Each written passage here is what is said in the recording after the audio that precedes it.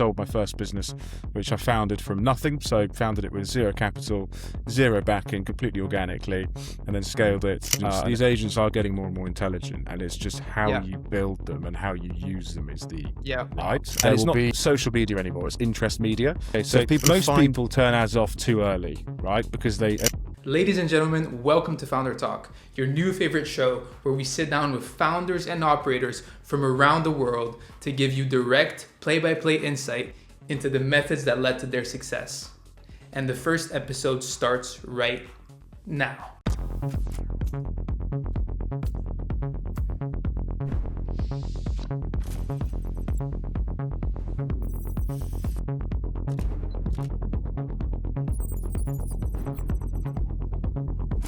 Where are you at in your journey right now? I've heard there's been some exciting news recently. Yeah, cool. So I guess 6 months ago, if you will, give or take, late 2025, I sold my first business, which I founded from nothing. So founded it with zero capital, zero backing, completely organically, and then scaled it and exited it on the 23rd of December, actually, 2025 specifically. I remember it very well. Sold that into a larger agency group, which is really exciting. That's the first proper exit, other than investments that I've made, that I've actually managed to take from nothing to something. So over the last, I guess, 10 years or so, I've scaled a business, I've bought a business, I've invested in businesses, I've raised money for businesses. So I feel like I've now kind of got those sort of four key pillars that I think a lot of entrepreneurs need to kind of know what they now need to do, what they want to do on the journey next time, what they did wrong on the sort of historical journey, for instance, and how to do things differently when they pick up that baton and carry on with whatever they decide to do next. Right. And that business was Pinpoint Media, right? Indeed, it was. So Pinpoint Media was the agency that I started way back at the university with literally just a camera, a laptop. I went out and shot content for clients. This was, as video content was sort of starting to become a thing. People kind of wanted to put videos on their website, but didn't really know what the purpose was. So they put them on YouTube and kind of hope for the best. So we were producing high volume creative at the time, 3 or 4 pieces of content across the course of a day. Year 3 of university, I graduated with 2 members of staff and an office. And then I kind of grew the agency from there to something so much more than just video production. It was actually search, social, creative, media buying as well. So that was kind of our core pillars as an agency. And now we've plugged into this larger agency group. We kind of offer everything, turnkey solutions from PR through to influencer, experiential and creative as well. So now we kind of do everything. But when I scaled the agency, I was really hyper-focused on search, social, creative. Those were kind of our areas. So that was the first kind of thing that I'd done, I guess, and taken from nothing to something. That was Pinpoint Media. And then in and around that, there were other sort of journeys that I went on with other founders, with my own podcast series. Irons in lots of fires. Some have worked, Bruno, some haven't worked. Right. So take me back to that uni dorm room. What spurred on the initial thoughts to jump into entrepreneurship? Obviously, it feels high risk. If you're especially at university, everything's kind of nudging you towards a more traditional path. What made you decide to start on that journey? Yeah. So I guess, let's dial it back maybe pre-university. So at school, I went to 7 different schools. So I went to a lot of different schools across the globe. Parents were in the military, you see. So never really stayed consistent in one specific area, which meant there was obviously a lot of change for my personal life with friendship groups, whatever that might be. Found out later on when I was sort of 13, 14, that I was also dyslexic and dyspraxic, which added that level of kind of neurodiversity to my education career, which therefore meant that actually I just didn't see eye to eye with academia or maybe even the education system as a whole. That was an issue to a certain extent, because then my teachers were kind of the sort of mindset that maybe I wasn't going to do that well at school, maybe I wasn't going to get my GCSEs, maybe I wasn't going to go to college, let alone university. And they were right. My GCSEs were poor, very, very poor. But I went to a college and I did a BTEC in media, which I really enjoyed. And that was kind of the first point in kind of, I guess, my education career where I sort of learned that I actually, enjoyed learning, if you will. So I did something that I wanted to do. And that was media, that was content, that was video. The reason for that is I wanted to be a television presenter. So I wanted to go into television. I wanted to do something in the kind of creative space. It just so happened that at the time Twitter was around, and I posted a tweet saying, any businesses locally that wants some video content, let me know. I'm a student at the local college. Cool. So some people ping me back and were like, that's interesting. I'd like you to come and make a video for me. I remember it very well. Did a video for a local gym. It was 50 quid, went down, shot a piece of content. And actually it's still on YouTube today. I was doing some stuff on YouTube this morning and I was just looking through, what comes up if you type my name in, because we're trying to put together a load of shorts. And this video still ranks. Believe it or not. So 15 years on, there was a video that I made back in the day at college on YouTube. That was when I decided actually doing something that wasn't, be it employed or wasn't necessarily the norm, was quite exciting. So kind of past that, went through college, then I went on to university because I graduated with a BTEC distinction in media, got into university. At that point, I started to actually, build friendship groups more kind of sustainably, because I was in and around the local area for a longer period of time rather than moving around a lot with my parents in the military, and also kind of realized and understood that I really enjoyed this kind of creative industry and I wanted to do more around that. Made a bit of money, 50, 60, 100 quid from doing pieces of content for friends and for businesses. Let's do more of this. So we mined data. We used to copy and paste people's email addresses from websites way before GDPR was even a thing. And we would mass mail them. So we'd send them an email saying, would you like to buy a piece of video content? We'll do 3 pieces of content across the course of the day for £100 each. So that's £300 for the business, £300 to me. There were no overheads apart from a university camera, which I would borrow, and then obviously something to edit the content on. So that was how we started it. And we sold tons of this. I think we did 86,000 quid in our first year, bearing in mind this was still whilst I was at university. So that's why I had to then graduate university with 2 members of staff and an office, because I couldn't have carried it on through university just myself. I wanted to leave uni, but I wasn't allowed to leave uni. My parents was very much kind of the ilk that I needed to graduate. I couldn't drop out. So that's really the only reason that I did carry on at university, was because I wasn't allowed to leave, but every part of me wanted to jump ship. So when I did leave, we kind of started the business to really, at that point, properly. It was less of a lifestyle business. It was more of a kind of, okay, how can we take it to the next level? And that's when I brought in a business partner. That's when I brought in other people to kind of advise and guide. And that's where it started to become more of a going concern. Okay. So from college to university, you were already kind of getting those entrepreneurial reflexes. And then it sounds like it grew quite organically with your social life, and kind of as your life bloomed, so did your business. Yeah, well, literally, I mean, I didn't have much social life, to be honest with you, but very, very, very organic, Bruno. So as I said, we never raised any capital at all. We reinvested everything. I had a student loan at university, so I didn't need to take any money out of the business myself. So I reinvested a lot of that, right?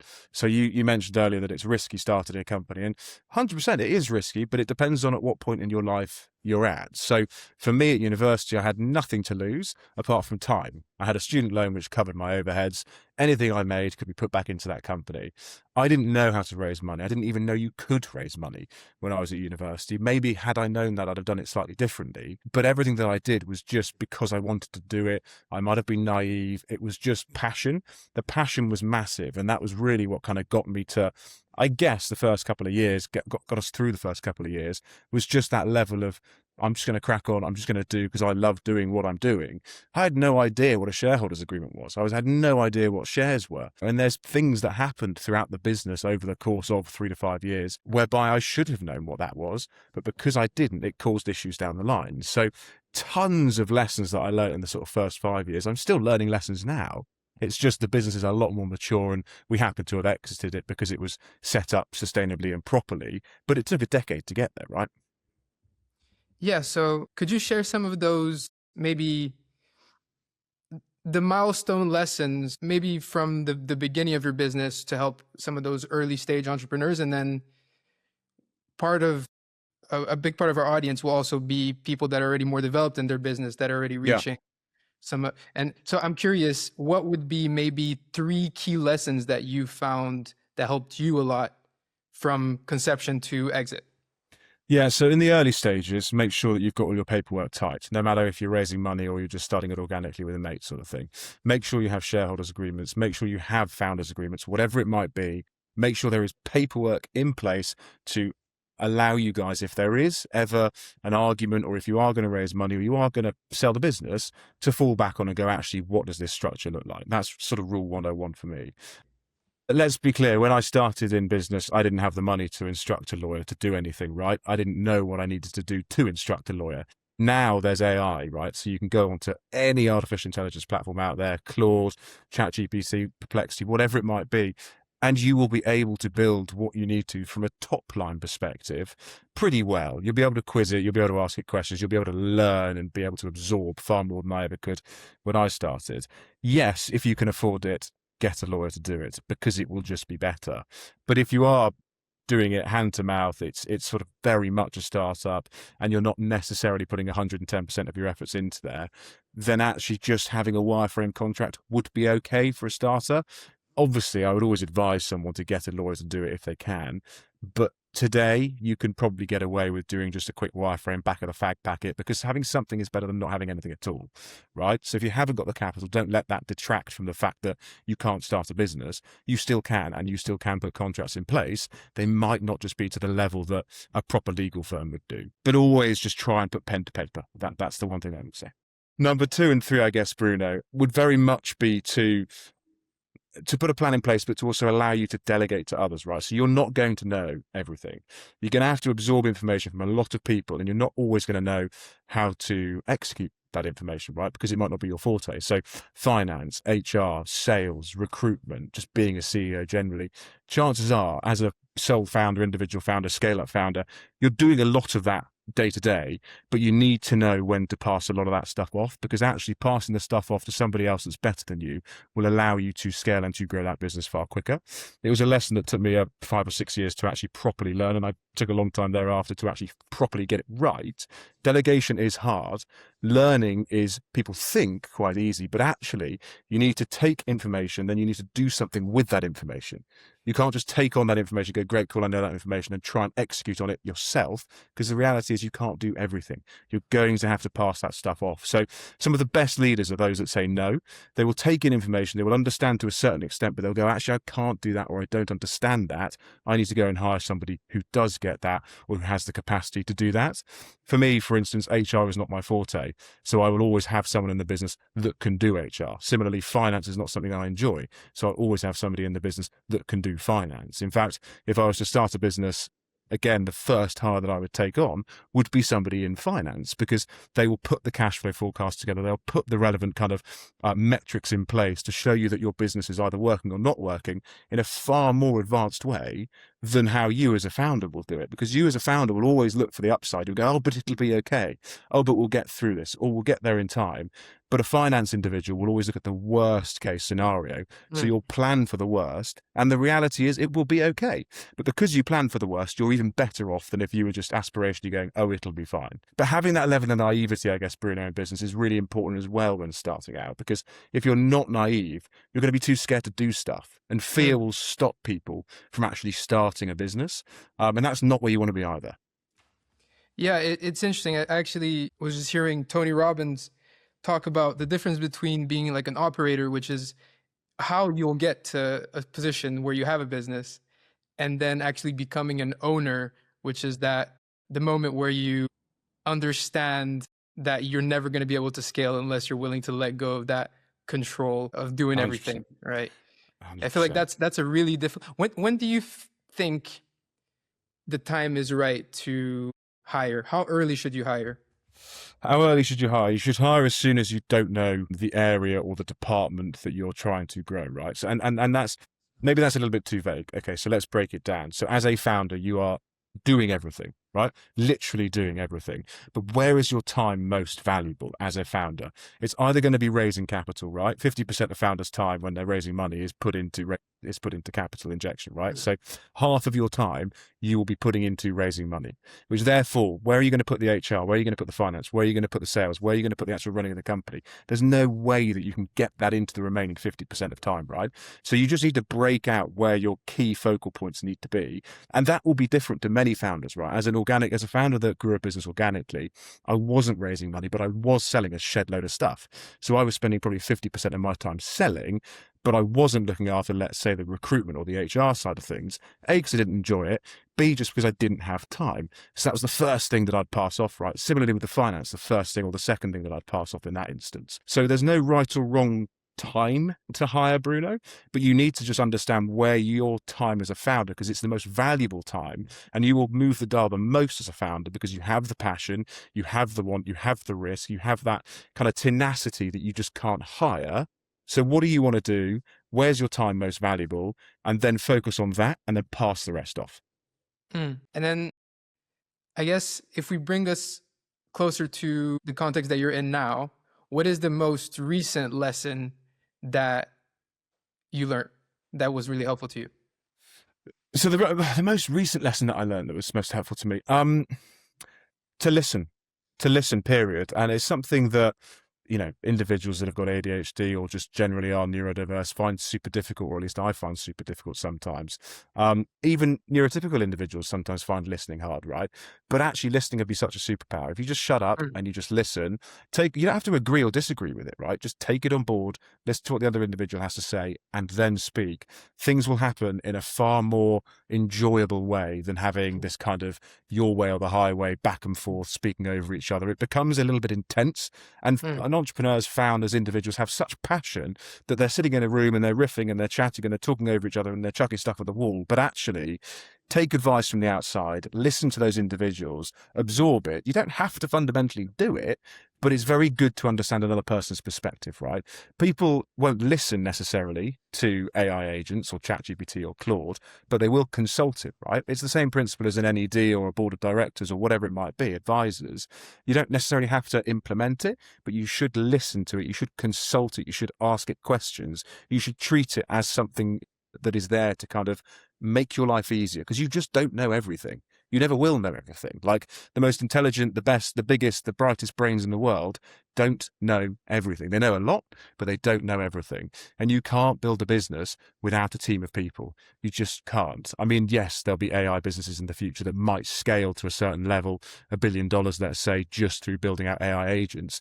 But I can promise you there'll be advisors and there'll be individuals around those businesses that are guiding and speaking to the founder. It just might appear on paper that that business has grown to $1 billion with one individual, but there'll be accountants and finance people and other things around the periphery that are helping them. Yeah. It's an interesting balance, right? Because listening is such a superpower, like you say, but then I feel like as a founder, and I'm curious to hear your perspective on this, when should you stop listening? When should you not take people's, when is too many opinions? How do you know whether to listen to new opinions or not listen to new opinions? So founders will always only have a finite or a certain amount of data to be able to make a decision on, right? They're never going to have all the information, and they are programmed in a way to go, well, 40%, 50% of the information is enough information for me to go left or to go right, right? So in terms of when not to listen, there isn't necessarily a point in time where you go, I'm not going to listen to that. You have to make a judgment as an individual as to if that is the right or the wrong decision, basically. So you might have everybody that you're listening to might say the same thing, but you still might think you need to go the opposite direction. That's okay. You've made that decision. As long as there aren't pieces of paper in the way to say that actually your board, when they vote, you have to follow them, and you have the ability to overrule and to go the direction that you want to go to or go down, that is absolutely fine. So we as founders will be given information and be given data and be spoken to, but we'll never have 100% of the information. It will never be factually correct 100% of the time either. So you just have to make a judgment, take a stance, and go for it. Yeah. There's this saying that I really like, and it's, if you want to make the wrong decision, ask everyone. And obviously there is some truth to that, but at the same time, I completely agree that there's nothing more powerful than the beginner's mindset as well, especially to find those opportunities, you know, like the naive mind we hear over and over again of people jumping into a new sector that they know nothing about and revolutionizing it because they know nothing about it. Yeah. It's fact. I mean, I've seen it time and time again, even when we've got over 100 staff now in the organization. And it's very different to when we had 5 or 10 people, right? But yet, if you look at it, you can still strip out processes and you can still operate quicker and you can still run it like a startup or a scale-up business because you just need to question things, okay? Musk says it very well. He goes, if you're not adding processes back in, you haven't taken enough out. And I think that is really important from a founder scale-up mentality. It's strip everything away, make it as efficient and as simple as possible. And if you have to add in a meeting because you've taken too many meetings out, then that's fine. But don't put meetings in for meeting's sake. Don't put processes in for process sake. And it's something that we're doing now. We're 100 plus in terms of headcounts. We are looking at how we can make it more efficient. We are trying to treat it as a sort of scale-up organization where actually, you crack on and do what you need to do. There aren't checks and balances like there used to be, for instance, or people assume there should be. Yes, fine, there are from a governance perspective because you're audited, but there don't have to be from a throughput marketing perspective, right? You don't have to get it checked with 4 or 5 people. Just get it done, if that makes sense. And that I think is a mentality piece that founders can bring to organizations. Whereas you look at big organizations that have got 1,000 staff plus, they're very, very corporate. They're often run by career individuals. There's very little founder innovation in that sense. But then you look at the organizations that get to that scale that are driven by a founder, and they are still stripping things out. Tesla, SpaceX, 2 prime examples. Their processes are almost non-existent because they are stripping them out consistently. Yeah. So I guess if we bring that more directly to performance marketing agencies in general, which I think for the next part, some of our audience are going to be in agencies as well. So I'm very curious to kind of get more into the nitty gritty of it. What do you think, where do you think performance marketing is right now as a kind of discipline? And what are some of the mistakes that you see agencies doing or people doing with their marketing? Okay. So in terms of, let's take the people piece, right? So brands that are instructing agencies. So what are the mistakes that they're making? Well, they are, yes, fine. They're thinking that actually they can do a lot of it through AI, and granted, you can do a lot of stuff through AI, but can you do it to the same level that actually an agency can offer you? Well, probably not, right? Yeah, fine, you might be able to do it cheaper. You might get something out and it might be okay, but the reality is it might not be future-proof, for instance. So what does an agency offer these individuals? Well, agencies, will use AI. They will. And if they're not, they really should do.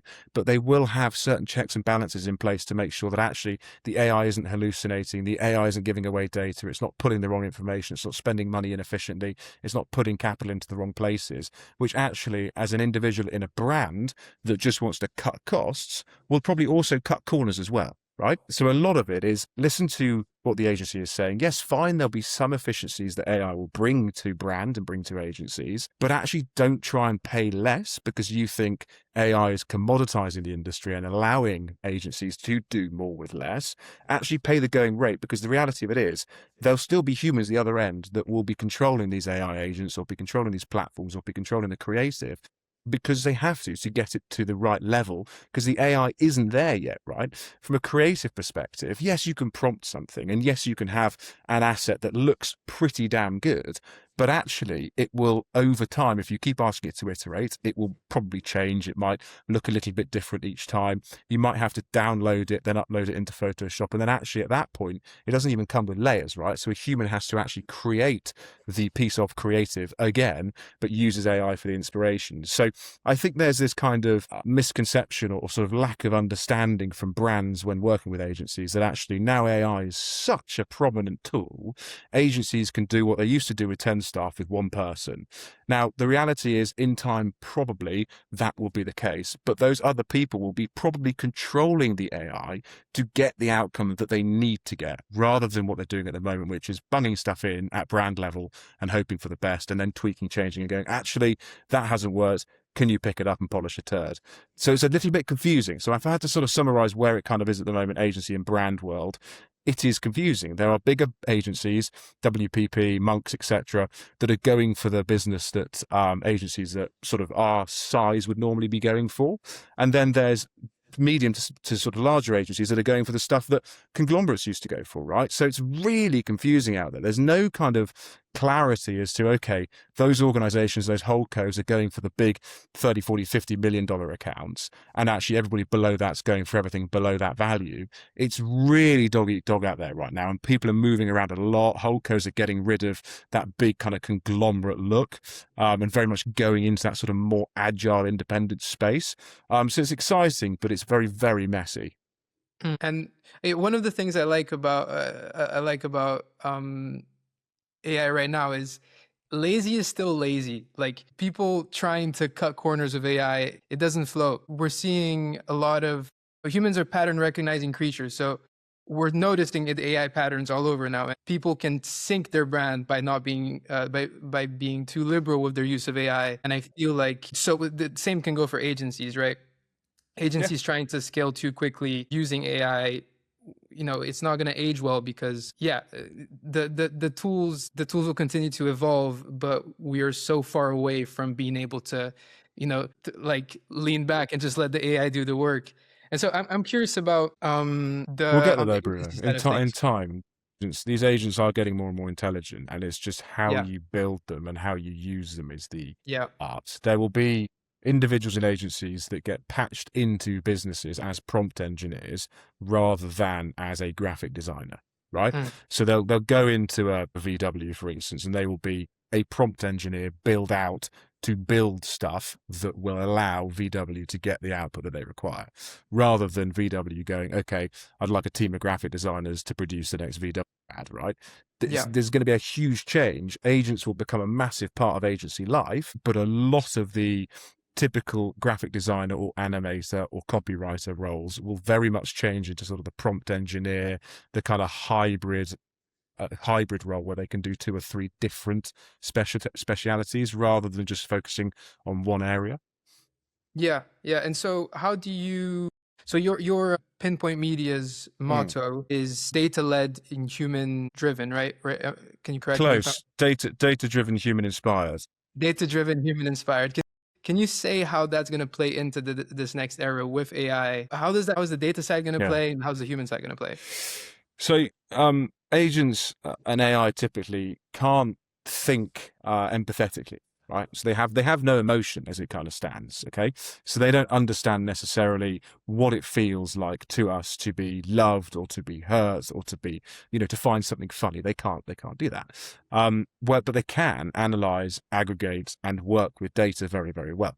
So our strategy, or our tagline, if you will, data driven, human inspired, is very much that kind of synergy between running with data, running with agents, running with autonomy, but having that human interpretation to go, actually, I get that this campaign ticks X, Y, and Z box, but actually it isn't funny and it should be funny, or it isn't, it doesn't, make me feel warm inside. So therefore it's not going to resonate with the audience that we're trying to target, right? So that's what we mean by data-driven, human inspired. There is a huge amount of data out there, but that the agents really have no emotion to be able to interpret that data into something that actually will make you feel some kind of connection.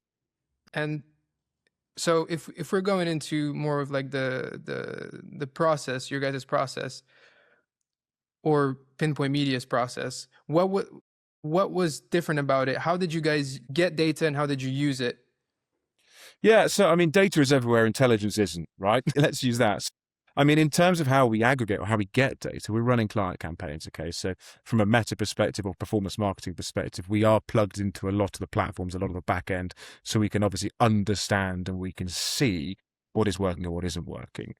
It really depends on what the campaign is as to what the type of data that you're trying to pull on, or you're trying to reference, or you're trying to show, what that actually means, essentially, Bruno. Because frankly, if it's an awareness campaign, the data is going to be very, very different to if it's a conversion campaign, right? Similarly, if it's some sort of out-of-home campaign, actually, it's going to be different attribution models to actually if it's something that is a little bit more data focused from a LinkedIn perspective, right? Let's just say a sales campaign on Navigator. So how do we get the data? Well, typically, it's because we're in the back end of the client accounts. There are a number of other platforms that we'll use. That's normally the way that you'll get data. You can obviously do soft data, which is, let's just say, customer surveys. If you're doing a footfall campaign, you might put people in store, for instance. You might go and do boots on the ground, vox pops, those kind of things where you see individuals kind of getting UGC on the street. So if you're starting a drinks brand and you're wanting to show that your drink tastes better than somebody else's, you might go and capture some UGC, so user-generated content, let's say in Oxford Street, and actually of those 100 people that you've asked which flavor's better, you'll then be able to get a data point as to actually, oh yeah, my drink is better than this person's drink, therefore that is a data point that you can use in the future, right? So there are ways of aggregating and getting data that aren't necessarily through plugging into a platform, but typically from a performance marketing perspective, you are normally plugged into some sort of, if not more than one platform. Right. And I guess once you get that data, it's a lot about what you do with it, right? What are some of the best practices that you can recommend right now for example, paid media and organic media? I mean, as I sort of said, data is everywhere, intelligence isn't. And what we kind of mean by that is, yes, I could go and get a million different data points from a million different platforms out there. But if I'm not intelligent enough to be able to understand and read that data, then I can do nothing with that data. So it's an interesting kind of crossroads in that sense. In terms of organic, let's touch on organic, for instance. And it's a live project that we've got on at the moment. There's some stuff going on in Miami. They're capturing some content with some influencers. They're going to put that content online, right? But the client said, can we then boost that content? And logically you'd go, well, yes, we can boost that content because you've shot it. It's with an influencer. It's in Miami. It will look good. It might be something that you want to boost. The reality of it is, if we boosted everything that was being put online organically, you wouldn't actually have a data point as to what is the best piece of content to boost. So you'd be spreading, let's just say, use £1,000 as an example. You have £1,000, you have 10 pieces of content, you put 100 quid into each piece of content, right? And you'll boost that. But actually, if you put those 10 pieces of content on Instagram or whatever platform, and they're ranking organically within a 24-hour period, and you can see out of those 10 that the top 2 actually have got more engagement, more comments, more saves, whatever it might be as a metric, you will actually know of those 2 assets to put probably £500 into each one of those rather than £1,000 spread across all 10, right? So the mistake that brand, not necessarily a mistake, but the misconception or the lack of kind of understanding that brand kind of had was that they wanted to immediately boost their content on Instagram because they thought influencer had done it. It's going to look good. Let's put budget behind it. What they didn't do is take that step back and go, let's just put it online, see what hits and see what lands well from an organic perspective, and then double down on the ones that are working, which means they're wasting less budget because what they're doing is they're putting all the money into the stuff that actually consumers are enjoying organically, which means that it'll pop off from a paid perspective. As a really simple example, but that's kind of organic meets performance in a kind of more elegant but sort of low touch perspective. Right. And where would you recommend agency owners and marketing teams, where would you recommend they look for best practices? Where do you get your information? How do you stay up to date? It's a great question. Well, I've got a podcast, Bruno, called The Unlock, so they can go over to any platform, any podcast platform, and listen to The Unlock, where we talk about literally different types of marketing, scale-up strategy, founder-led stories. Equally, there are lots of other areas. Description, by the way. Link in the description. Thanks, Bruno. Equally, there are a ton of other places that you can go, right? I mean, not least, there's obviously communities. There's a lot of communities out there, founder communities, marketing communities. There's areas that you can go to from an online GPT perspective. So you can join different types of Discord communities or quiz, for instance, different types of GPTs. It depends on what you're actually looking for. YouTube's a great platform, right? Go onto YouTube and type in whatever your question might be. And I'm sure you'll be served with something that is going really deep on that specific issue. We try and go super deep on specific issues on our podcast anyway, from a how do you set up meta ads through to when is the right time, for instance, in this instance, to boost content. And what we'll essentially do then is we'll then follow up with write-ups, deeper information, actionable insights, things that founders and individuals can take away and go, cool, I'm starting a business, or frankly, I'm not starting a business, I'm just closing my Series A. What do I need to do with £1 million from a marketing perspective? How will I make that £1 million into £10 million? Or how will I make that £1 million into something that my investors are happy to see, be that awareness, consideration, decision, whatever that funnel might be? What does that look like? What's the best split? How do you actually scale? So there's lots of different insights. There's no right or wrong place to go. YouTube is an amazing platform, totally free, amazing platform, as you know. TikTok is also awesome. And a lot of Gen Z are using TikTok at the moment to actually search for stuff, right? So if you're a business or a brand that has a product that is focused on Gen Z, actually what you might want to be doing is putting content primarily on TikTok, answering questions, writing it or speaking in a way whereby actually if you were to natively search, where do I get this new lip balm from, for instance, it will serve you that content.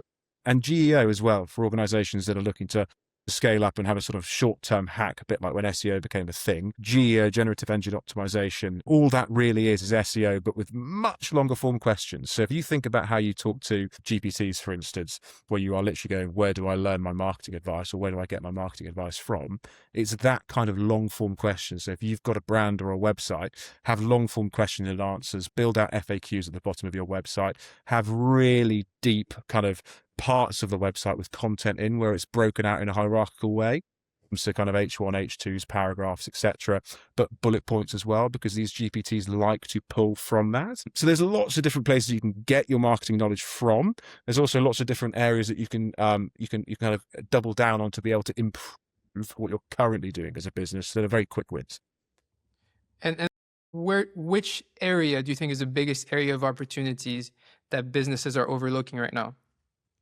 Which area is the biggest area of opportunity? So GEO, so Generative Engine Optimization, right? So, at the moment, there aren't necessarily adverts on ChatGPT. Well, there are in America. They're testing it out in America as we speak. It's March 2026. But at the moment in the UK, there aren't paid ads on these ChatGPT/Claude platforms. So actually native people or individuals searching natively in platform are going to trust what gets served to them now more than they will do maybe in the future, when you can start to pay to rank higher, a bit like PPC, right, and Google in search.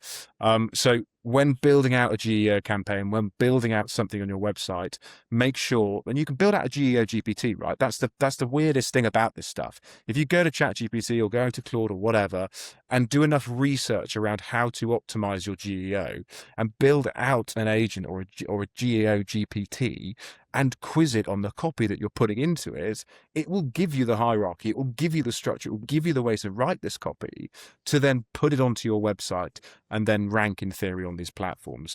What I typically like to do when I'm building out copy for websites in this instance is I will have my GEO GPT, or we've got actually something that we built in the agency that's a little bit more in depth. It's called the Fame Tracker. What that essentially does is you'll build the copy out, it'll tell you how to write it, where to sort of put on the website, what the hierarchy should look like.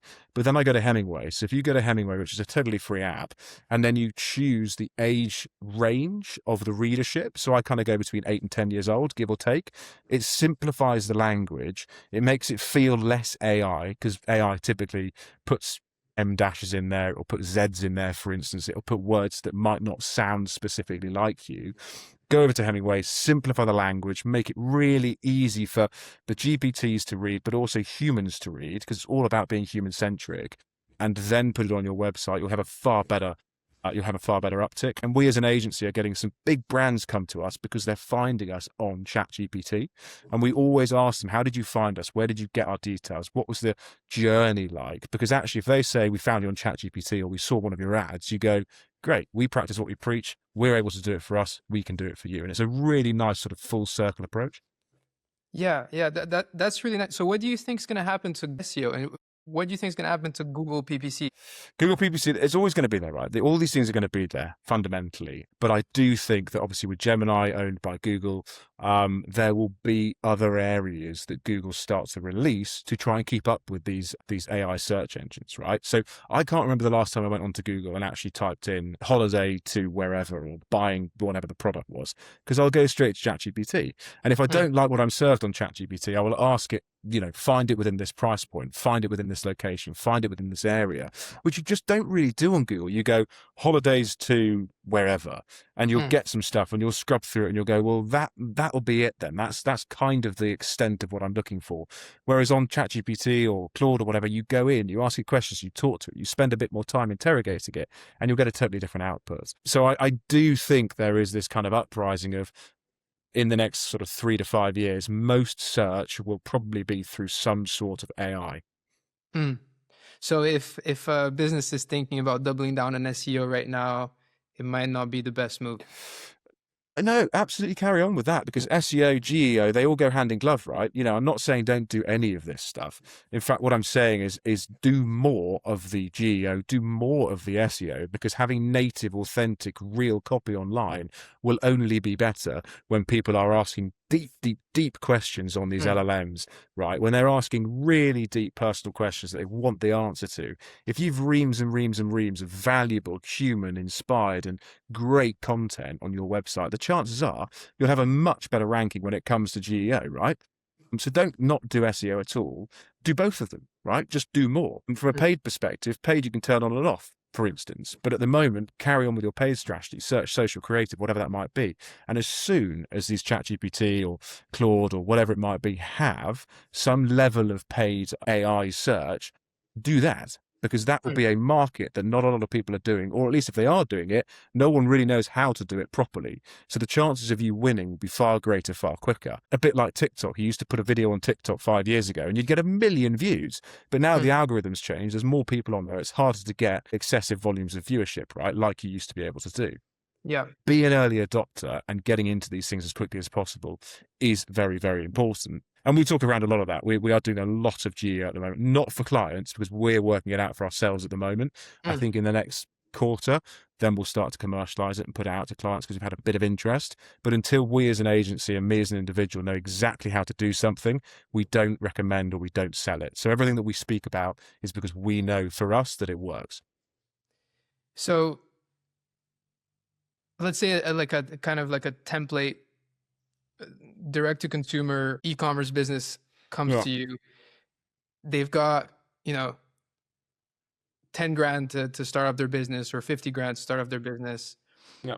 Where do you point them towards first? Is meta ads still the go-to, or how are you feeling about the landscape right now? Yeah. Okay. So what are you saying? So it's direct to consumer. Yeah. It's what's the price point? I guess it's sort of let's say it's minimal price point. So let's say 5 to 20 quid. It will depend on the audience type. So Gen Z, millennial will be two different answers. But what I would fundamentally do is I'd go UGC, volume content, organic on Instagram, organic on TikTok, and then go for budget after that. The reason for that is you're going to want to, as I said, see what works, see what resonates, see what is actually performing well, jump on trends. That's the cheaper way of doing it. And then frankly, weeks after that, you can then deploy some capital behind paid search and social, right? Maybe not paid search in that instance, probably paid social to start with, and in time, maybe go into Google Shopping, for instance. So I typically would say that's the way of doing it. If you were a startup brand, you had 50,000 quid to spend across the course of the year, definitely just start with organic on TikTok and organic on Instagram, then moved into doing paid social, then move into doing paid search. Bit of shopping around that. That would be my flow, give or take. And the only time you really want to go into putting money onto a different platform is when you're starting to see a positive return on investment, or ROAS, or whatever your metric might be on that specific platform. So double down first on one, see a return, go into another, see a return, then go into another, for instance. There are metrics out there that suggest that until you're making 1 million per platform, there's no point in going on to another platform. But it really depends on where you are in your business's journey. With 50 grand, I would definitely say organic, then go in on Instagram. You'll make that 50 grand back in time, and then go into another platform. Interesting. So you recommend they start by interrogating kind of like the attention economy with organic. Yeah, 100%. Putting prodders out there with organic content and seeing what message resonates. So look at it, right? You got 50,000 quid. Let's just take 5 grand of that to one side. You can go and get 20 different UGC creators, right? Each of those UGC micro creators have got 1,000, 3,000 followers. That means you've got an audience size that is far greater than your current audience size just by posting on your platform. They're going to post it on theirs. You can then take that content, post it on yours. You're hacking the algorithm because you've got that volume going out, right? And it's not social media anymore. It's interest media. So if people are finding things interesting, they will engage with it. As soon as they engage with it, either boost it or put some budget behind it. You've still got 45 grand left, right? Put that 45 grand behind something. Don't put it all behind it. Apportion it accordingly. If you've got to last the whole year with that money, then spread it in a way whereby it will last from a paid perspective for 6 months, and then the remaining 6 months you're using for creators, because you'll start to make that back. I promise you'll make that back before the end of that 6-month period. You mentioned interest media. What do you mean by that?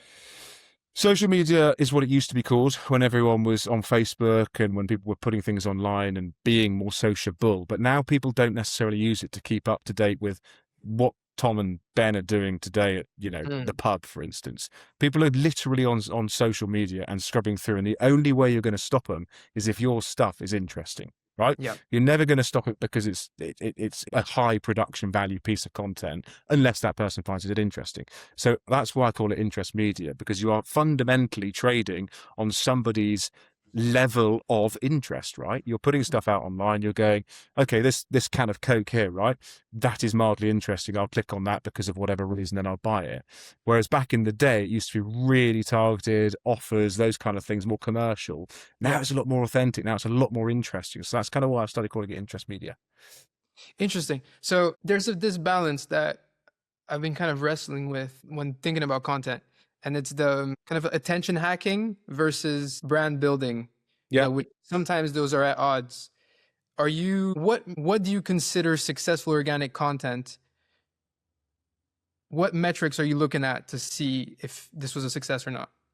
Depends massively on what you are as a business, right? So it's very different to a podcast to if you're selling a course to if you're selling a product, right? It could literally be, if you're on a podcast, how many people have saved that short on TikTok or on YouTube or on Instagram? Like, how many people have gone, yeah, I'm going to save that down because actually that is really interesting content, that was pertinent, that resonated with me. Versus if you are doing a UGC campaign for somebody that's selling perfume, right?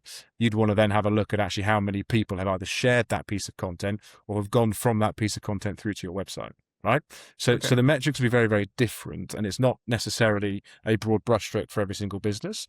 And you have to understand what you as a business need to see to be able to say that that is a success, right? So from a paid perspective, the chances are most people are going to want to see £1 in and £5 out, right? Give or take. It'll be a little bit more than that potentially. Not many people are happy with just doing an awareness campaign, but you might get people who have been funded who are happy to do an awareness campaign for 25 or 30% of the budget, and the rest actually is a conversion campaign, right? In which case there are two different campaigns there. The awareness campaign ain't going to get many conversions, but it's going to get millions of eyeballs, okay? So are you then looking at a through play metric where you're going, actually people have watched 80% of the video, or are you looking at it in a different metric? What is that metric that you need to look at based on what that campaign is? So when you understand what your business is and what product you're selling and what audience you're targeting, at the back of that, you'll then be able to understand what metrics you need to look at.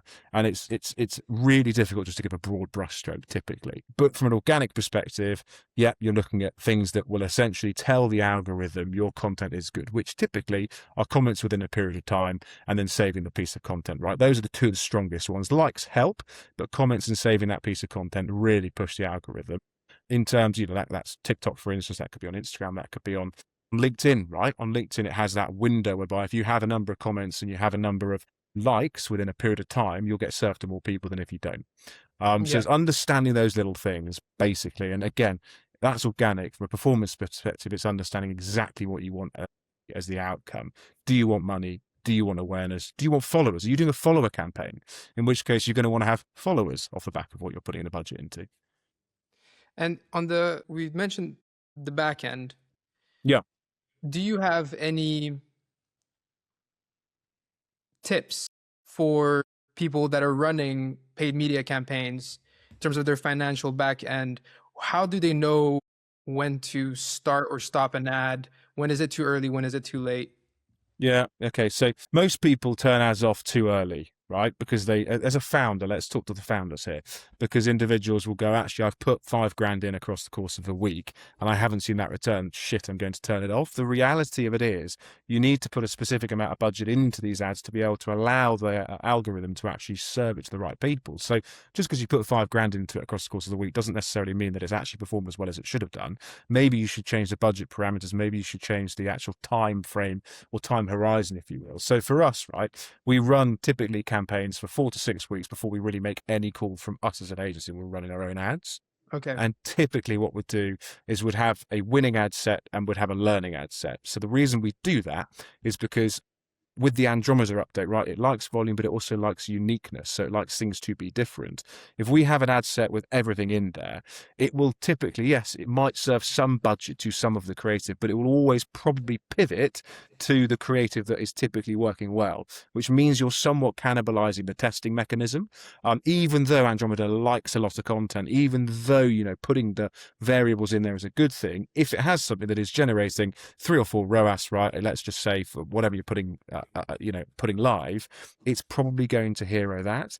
So we split it out, we put it into a separate ad set. We go, that is our winning ad set, right? That is what we're going to put 60, 70, 80% of our budget into. We're then going to put volume content into our learning ad set, which is going to serve, and it's going to say, yes, this works, no, it doesn't work. And it's going to naturally find what the right piece of content is, okay? And this is a really rudimentary way of sort of explaining it. So sorry for those that do understand it in more detail, but it will understand essentially in basic terms what piece of creative is working best with the audience. As soon as you know that, and as soon as you see consistency, take that ad, put it into your winning ad set so that it's not cannibalizing the learning phase, and do again. But take from the winning ads what is working and recreate content for the learning ad sets with that knowledge. So it might be a hook, it might be copy, it might be color, it might be positioning, it might be literally anything. Try and understand why those ads are winning, why they are being served to more people, and why they're using more of the budget and getting you a better return. Recreate it, produce more of them, put them into your learning ad sets, and keep doing that. And in time, you will have a winning ad set of 30, 40, 50, 60 creatives, and you'll be increasing your budget incrementally because you'll be seeing a return. So much so that actually you'll have this sort of turnkey engine that is just producing good content that you can pretty much bet's going to work, unless you release a new product, or unless there's an algorithm change, or unless there's just an update that's totally different to how we're currently running things.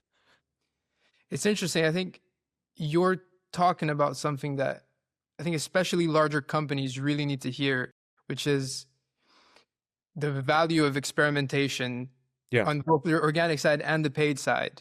And it's very tempting, especially when you have a lot to lose. It's very tempting to kind of over tinker. Well, the most fast moving brands or the brands that are willing to kind of act like scale ups are the ones that are putting the most volume out there and experimenting the most aggressively. Yeah. And it's interesting. Do you, and I'm conscious of your time, but do you believe that the future is volume and kind of hyper personalization?